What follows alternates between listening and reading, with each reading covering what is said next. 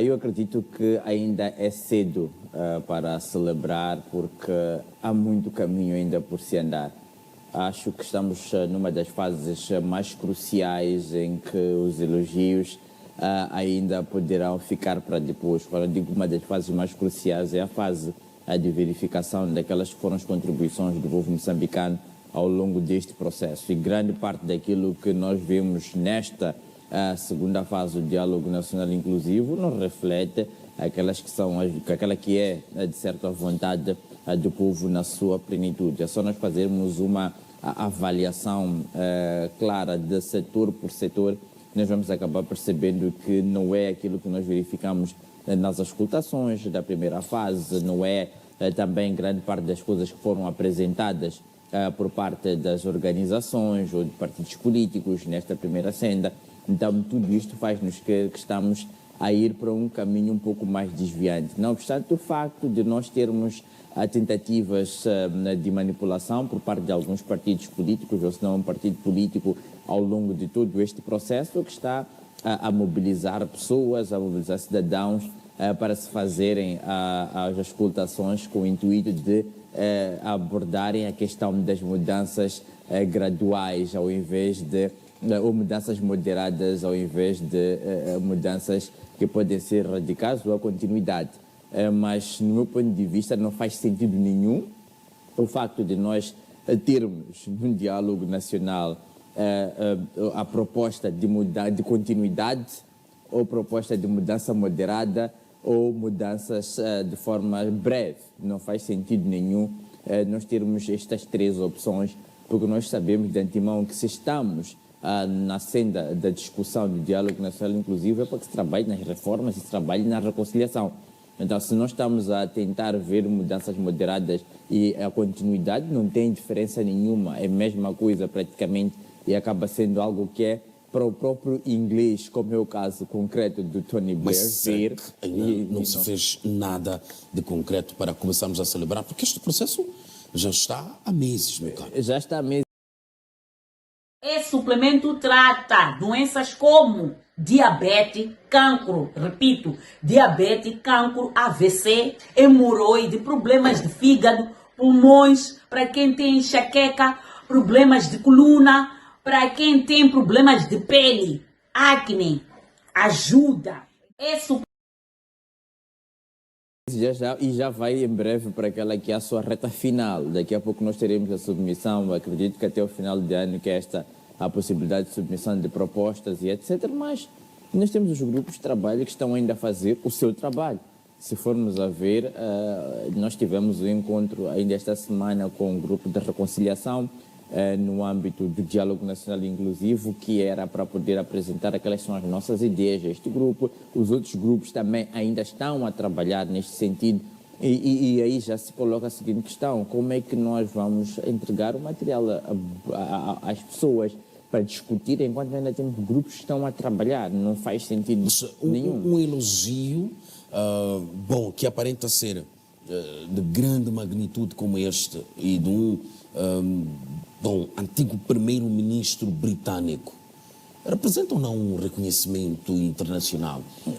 Ou tem uma outra percepção sobre isto? Eu tenho outra percepção. Nós sabemos que a nível do sistema internacional, principalmente, tudo funciona na base dos seus interesses. Os Estados, os diversos atores, funcionam na base dos seus interesses. Certeza que existe, primeiro, para esta visita do próprio Tony Blair a Moçambique, existe algum interesse eminente e a gente ainda não sabe qual é esse interesse que poderíamos aqui estar a fazer menção. E segundo, claramente que vai elogiar este processo, que é uma das formas de tentar demonstrar que há algum avanço significativo, ou que está por detrás ou por dentro daquele que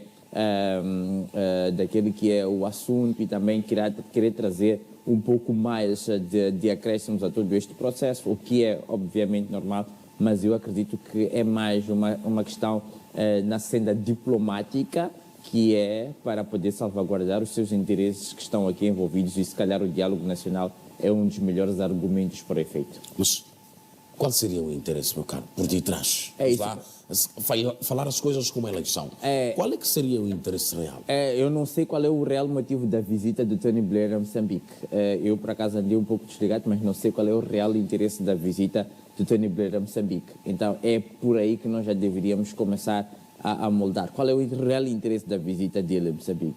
Porque nós sabemos que é aquilo que eu dizia anteriormente, as relações internacionais são movidas, obviamente, na base dos seus interesses. E logo, nós aí teríamos que saber qual é o real interesse da visita dele aqui. Ou seja, não acredita numa questão genuína neste elogio? Não acredito. Não acredito. Sinceramente falando, eu não acredito. Mas o que lhe faria acreditar, o Wilker Dias? Eu não acredito que seja uma questão genuína, porque acreditar, olhando para aquilo que é a figura do próprio Tony Blair, eu acredito que a uma altura destas ele deveria ter feito muito bem o TPC e saber como é que as coisas funcionam. Eu ando nos corredores diplomáticos há tempo inteiro. E nós sabemos que quando há uma visita deste calibre, etc., geralmente há consultorias, há entrevistas, há qualquer outro tipo de coisas para poder fazer uma avaliação e verificar o que é que de fato está por detrás do diálogo, como é que está o processo antes de se fazer algum elogio. Se formos a ver quantos líderes ou estadistas ou por uma outra senda, quantas individualidades já visitaram Moçambique, e em nenhum momento tocaram sobre esta questão do diálogo nacional inclusivo na sua plenitude ou elogiar os avanços e recursos do processo. É porque eles têm conhecimento de como é que está o processo e vão tocar nos outros pontos ou noutras componentes. Então, se isso não está a acontecer e aconteceu nesta aqui em particular, ou houve alguma falha com a sua equipa ou algum outro interesse que a gente ainda não conhece. É correto, Mendonça, duvidar?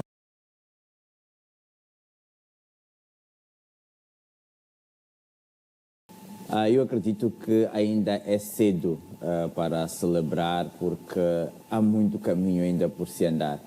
Acho que estamos numa das fases mais cruciais em que os elogios ainda poderão ficar para depois. Quando eu digo uma das fases mais cruciais, é a fase de verificação daquelas que foram as contribuições do povo moçambicano ao longo deste processo. E grande parte daquilo que nós vemos nesta segunda fase do diálogo nacional inclusivo não reflete aquela que é, de certa vontade, do povo na sua plenitude. É só nós fazermos uma avaliação clara de setor por setor, nós vamos acabar percebendo que não é aquilo que nós verificamos nas auscultações da primeira fase, não é também grande parte das coisas que foram apresentadas por parte das organizações ou de partidos políticos nesta primeira senda. Então, tudo isto faz-nos que estamos a ir para um caminho um pouco mais desviante. Não obstante o facto de nós termos tentativas de manipulação por parte de alguns partidos políticos, ou se não um partido político, ao longo de todo este processo, que está a mobilizar pessoas, a mobilizar cidadãos para se fazerem as auscultações com o intuito de abordarem a questão das mudanças graduais, ao invés de ou mudanças moderadas ao invés de mudanças que podem ser radicais ou a continuidade. Mas, no meu ponto de vista, não faz sentido nenhum o facto de nós termos num diálogo nacional a proposta de continuidade ou proposta de mudança moderada ou mudanças de forma breve. Não faz sentido nenhum nós termos estas três opções, porque nós sabemos de antemão que se estamos na senda da discussão do diálogo nacional inclusivo é para que se trabalhe nas reformas e se trabalhe na reconciliação. Então, se nós estamos a tentar ver mudanças moderadas e a continuidade não tem diferença nenhuma, é a mesma coisa praticamente e acaba sendo algo que é para o próprio inglês, como é o caso concreto do Tony Blair. Mas ver não se fez nada de concreto para começarmos a celebrar, porque este processo já está há meses, meu caro. Já está há meses.